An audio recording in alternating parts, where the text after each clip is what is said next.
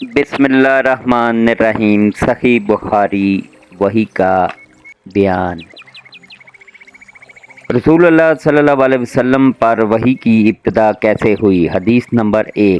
ترجمہ الشیخ امام حافظ ابو عبداللہ محمد بن اسماعیل بن ابراہیم بن مغیرہ بخاری رحمۃ اللہ علیہ نے فرمایا، اور اللہ جل کا یہ فرمان کہ ہم نے بلا شبہ اے محمد صلی اللہ علیہ وسلم آپ کی طرف وحی کا نزول اسی طرح کیا ہے جس طرح نوح علیہ السلام اور ان کے بعد آنے والے تمام نبیوں کی طرف کیا تھا۔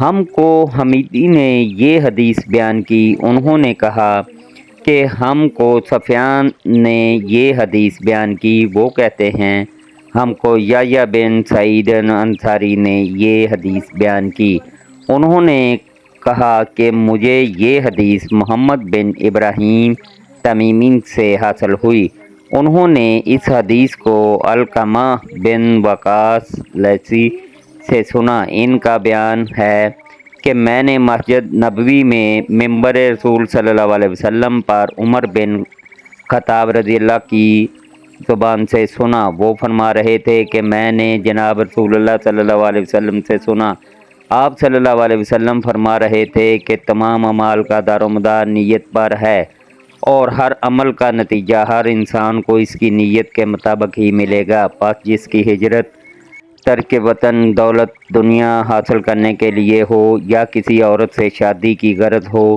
پس اس کی ہجرت انہی چیزوں کے لیے ہوگی جن کے حاصل کرنے کی نیت سے اس نے ہجرت کی۔ اللہ پاک ہر مسلمان کو اپنے حفظ و امان میں رکھے۔ اللہ حافظ۔